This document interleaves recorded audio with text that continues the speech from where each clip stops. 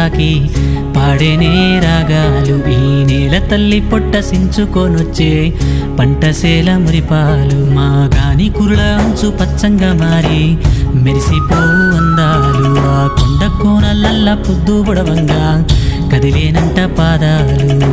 ఉన్న ఊరిని కన్నవారిని ఇడిసి పెట్టాడన్నా, కంటి పాపకను రెప్పవాలకుండా కాపుగాస్తాడన్నా.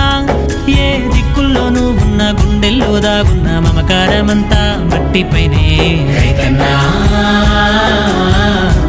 రాజు నీవేనన్నా, నీ చెమట సుక్కల బతుకే బుక్కెడు మెతుకులన్నా. ఓ రైతన్నా